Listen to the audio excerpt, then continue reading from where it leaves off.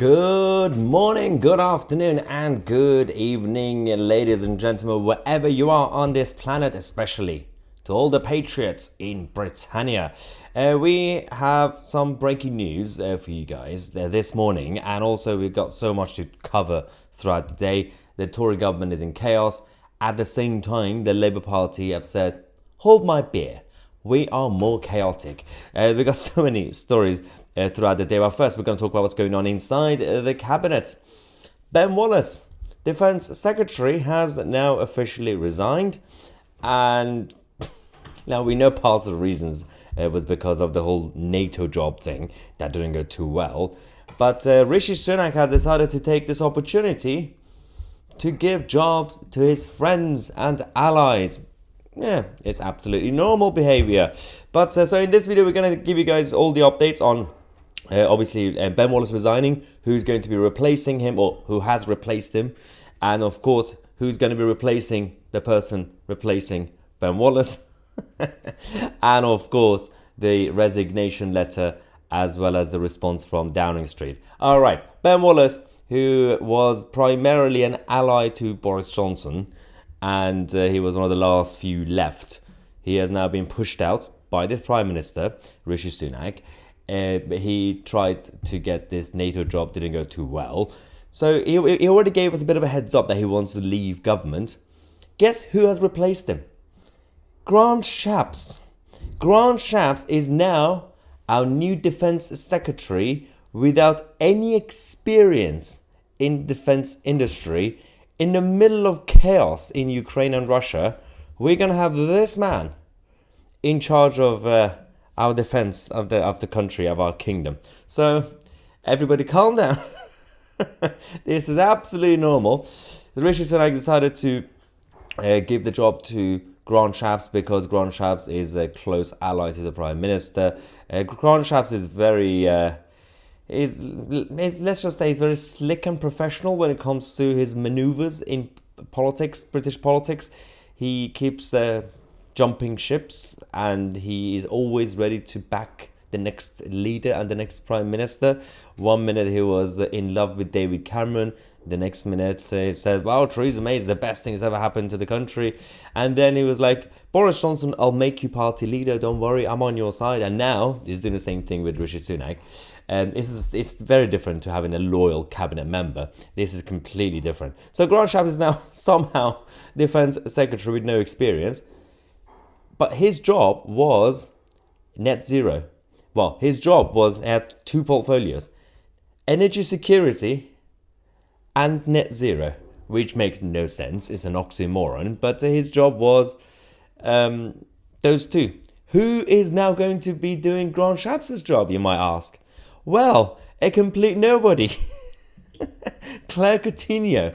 Claire Coutinho came out of nowhere. She's only 3 years older than me, and until literally a couple of years ago, she was a special advisor to Rishi Sunak. She's a close friend and ally to Rishi Sunak. I'm going to go through her bio and her background in a second. And the moment she became an MP, randomly, she suddenly got a job, got a promotion, a junior minister, I think, in the education department. And now she's an official cabinet member. She's Secretary of State for net zero and energy security. Why? Oh, yeah, because she's a close friend and ally to Rishi Sunak, the Prime Minister. So, I mean, a lot of people are going to say, Claire who? Because nobody knows what sort of person she is, what sort of experience she might have had. In the past, you used to have cabinet members. The positions were used to be given to people who have had at least a lot of parliamentary experience and usually more expertise depending on the area and the department, but not these days. This is basically a sign of a desperate government that is basically just old and tired, and they don't know what they're actually doing. So they're bringing in their friends, anybody who agrees with the global consensus, everybody who goes to Davos, and it's just the same people who just obey. And yes men, essentially. So quickly, let's look at these letters. We've got the first letter, which is from Ben Wallace, the former Defence Secretary now, to the Prime Minister. He wrote this last night, actually, because it says 30th of August. So this is what this was written last night. The rumors came out yesterday anyway. It's saying, last month, dear Prime Minister, last month marked my 4th year as a Secretary of State for Defense. It also marks the 9th year as a minister. I've had the privilege of serving you and your predecessors in the task of protecting this country, this great country, and keeping its citizens safe. As you know, that responsibility carries with it the 24/7 duty to be available at almost no notice. In my time as both a security minister and at defense, I have been able to contribute to the government's blah, blah, blah. So the beginning of the letter is about how great he was and how tough the job is. And then it says, as I finish my tenure, I can reflect that the Ministry of Defense that I leave is now more modern, better funded, and more confident than the organization I took over in 2019. As well as being active around the world, we have also invested in prosperity at home. When did we do that? No one told me about that. Okay, apparently we've done that. I am proud that I have secured the GCAP and, of course, AUKUS and NCF and national shipbuilding and defense and security industries as strategies and everything else to secure thousands of jobs for British people, everything else. The Minister of Defense is back on the path to being once again world-class with world-class people. Definitely not woke. Yeah, so well done. To be fair, Ben Wallace was okay. Ben Wallace, we've had much worse defense secretaries. He was respected by the senior people in the industry, so that was fine. But he didn't get along with Rishi Sunak. From everything we've been hearing, there was a massive clash when it came to the NATO stuff. Ben Wallace spoke out against Ukraine, saying Zelensky and Ukraine, they need to be more grateful. We've already given them a lot. And we shouldn't really just give more money to Ukraine for no reason. And suddenly, he was pushed out. So now we're going to have Grant Shapps, who's going to go and give more money to Ukraine. That's how the system works. Ben Wallace comes out, speaks out against Ukraine. You're out. Next one. You have to say nice things about Ukraine. Done. So that's the cycle that we have. At the end of the letter, he says, I genuinely believe that over the next decade, the world will get more insecure and more unstable. Well, it's very optimistic, isn't it? Yep. We both share the belief that now is the time to invest.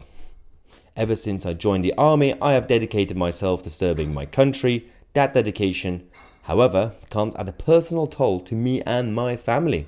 Yep. After much reflection, I've taken the decision to ask that I be allowed to step down. I won my seat in 2005. And after so many years, it is time for me to invest in the parts of my life that I have neglected. Basically, his family and friendships and everything else. The interesting thing about this is that until yesterday, he wanted to be the head of NATO. So I'm not really sure what happened there. But that would have been problematic for his family. But again, it's quite interesting because obviously, objectively, as I said, he's been an okay defense secretary compared to his predecessors. But he's not been the best defense secretary. Look at the state of defense. Again, he might say modernize certain things, but he also had a lot of issues with the other people in the armed forces. A lot of people say he was awful. And actually, I agree, because there were a lot of problems with the whole department. And Ben Wallace, again, he was trying to be strong and stable, I guess. So there were a lot of issues, even under his leadership. So when we say he was objectively okay, it's only when you compare him to the other predecessors there who didn't really do much. And they just allowed the armed forces to be completely neglected. A lot of cuts, budget cuts that happened. And of course, a lot of wokey stuff that happened. And of course, now surrendering our armed forces to the European Defence Union, thanks to Theresa May. And people like Ben Wallace can't really take credit saying, hey, we've modernised the defence. Because, no, you guys all surrendered. Ben Wallace is responsible for the same stuff. He's not been the best defence secretary, has he? Because of that. So, only in comparison to his predecessor, we could say, oh, all right, he's okay. But every bad thing that's happened, it still happened under Ben Wallace. Ben Wallace is not the best. But again, he spoke out against Ukraine and the Prime Minister did not like that. So one issue is about the NATO stuff. So Ben Wallace wanted to be the next head of NATO. Joe Biden didn't want that to happen. to be fair, I'm not really on the side of Joe Biden, but Ben Wallace, he might not be the smartest man considering he fell for a lot of tricks. And actually, he was pranked a while ago, and he gave some information accidentally to some pranksters or whatever it was. People easily hacked the system. But there was a massive clash between the White House and Downing Street, and essentially Rishi Sunak surrendered and caved in when it came to Joe Biden blocking Ben Wallace from becoming the head of NATO. So Ben Wallace's legacy is and now we're going to have Grant Shapps, who's going to be completely chaotic. Grant Shapps, with no experience, absolutely no experience, is now going to be Defense Secretary. So on the one hand, you might be like, okay, thank God, Ben Wallace is gone now. But at the same time, we're going to have to deal with Grant Shapps. And we now have to also deal with Claire Coutinho, who is now replacing Grant Shapps as Net Zero and Energy Security Secretary of State. Complete chaotic. So for those who don't know, this is interesting. Claire Coutinho is a nobody. She came out of nowhere, became an MP recently in 2019. And she immediately got a promotion, became a junior minister and now Secretary of State. So it took Claire Coutinho from being elected as a backbencher to becoming Secretary of State only 1,350 days. It took her 1,350 days from being a candidate to being Secretary of State. That's embarrassing.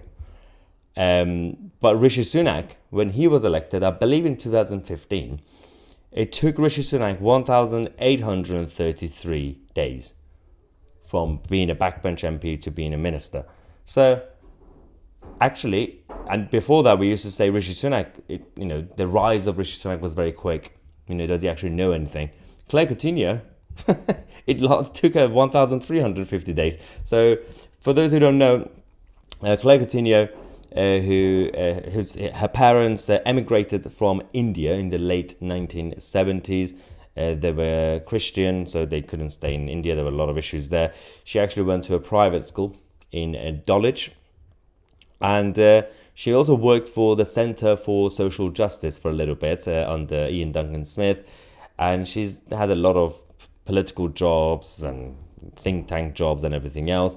Then she became a special advisor to the Treasury and to Rishi Sunak when Rishi Sunak was Chief Secretary to the Treasury.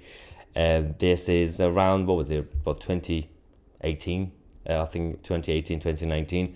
And then she became an MP. And she suddenly became a junior minister very quickly, in the education department. First, I think she was a junior minister for disabled people, health and work.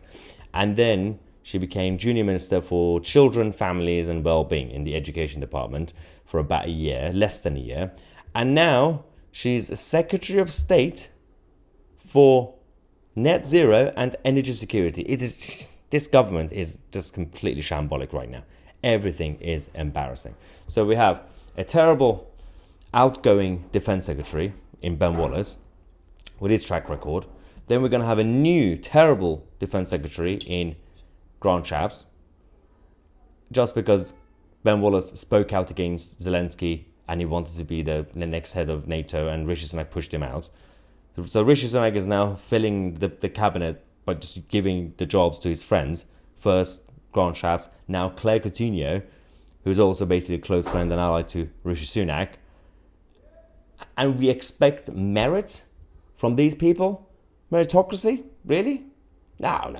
Just also, if you think things are bad, just wait for the Labour government, see what sort of chaos we have to deal with that. There's also a letter from the Prime Minister, Rishi Sunak, to Ben Wallace. He did actually write this letter this morning because it says 31st of August. The other letter was 30th. Now, there's been an absolute outrage about this letter. This is hilarious. So Downing Street, clearly someone else wrote this letter, right? Or maybe it could be Rishi. Could be.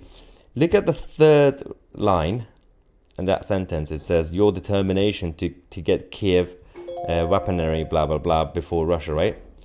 Look at the way Rishi Sunak, allegedly, has spelled Kiev. There is now an outrage in Westminster because Rishi Sunak's letter has spelled Kiev Kiev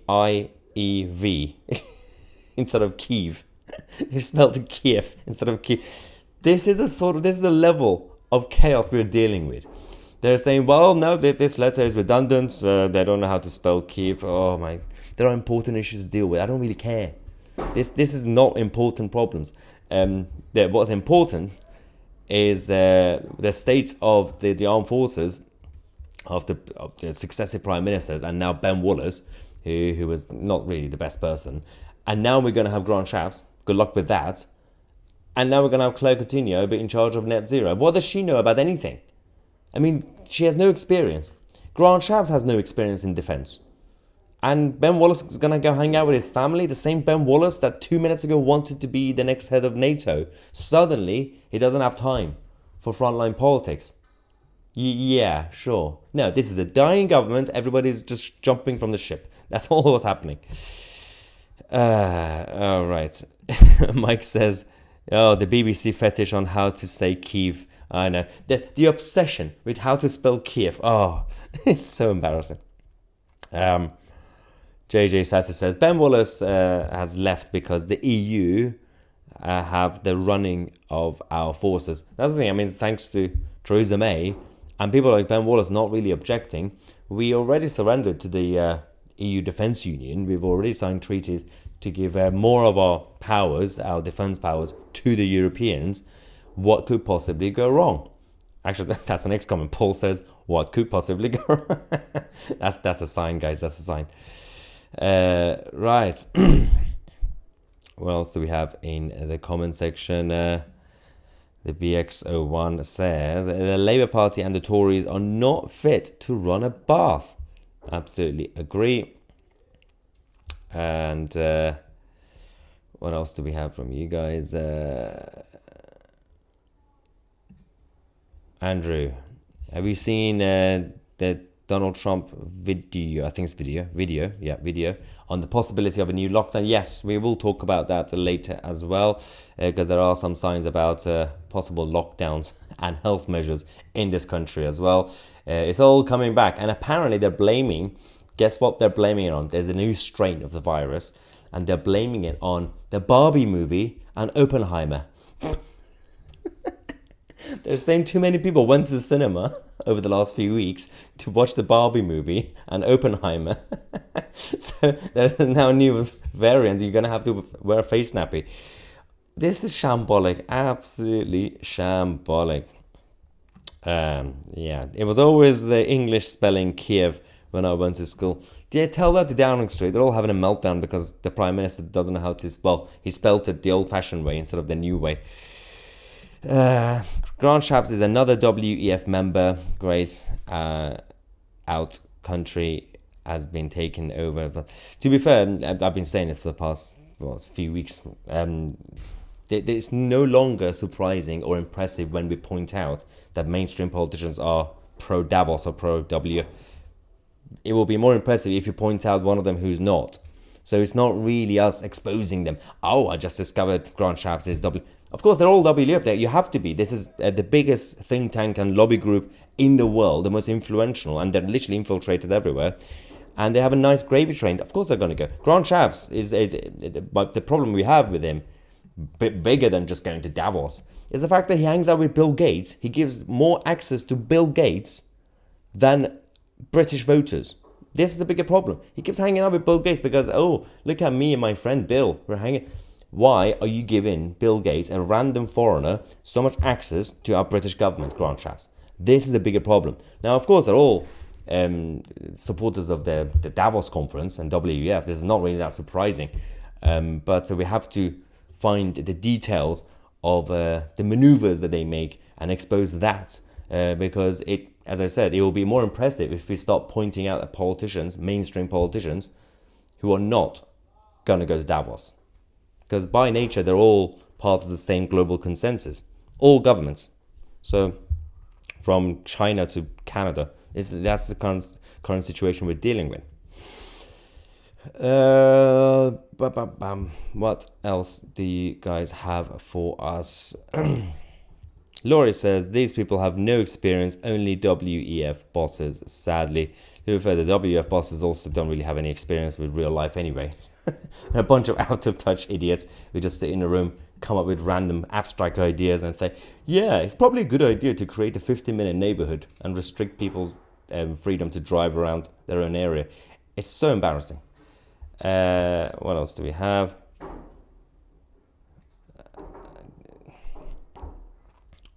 We have a couple of... What is going on? There's something happening in Westminster. Sasha says, are you at Westminster today at actual coverage? I was planning to be around Westminster for the ULEZ stuff. I don't know if it's the same thing. But I will be around shortly. I don't live far from Parliament anyway, so I'm going to go there and we're going to come back and I'm going to report more videos for you guys because there's so much going to happen today. We have, as I said, there's a new virus variant and then we might have new health measures because of the Barbie movie and Oppenheimer. Apparently too many people went to the cinema, so now there's a new variant. We're going to talk about Sadiq Khan's ULEZ cameras. That's still escalating, the latest update on that battlefront as well. And then we're going to talk about how the Labour Party have decided to suspend their own party. That's absolutely hilarious. Just wait for that. I think it's in Leicester. Yeah, I believe it's the Leicester constituency they've decided to shut down. And we're going to come back and tell you guys more about this mini reshuffle. That is basically Rishi Sunak giving jobs to his own friends and allies. Make sure to subscribe to the channel to get all your updates right here on 2C TV instead of watching old school TV. Thank you so much for watching. I'm Mahyar 2C and we are the media.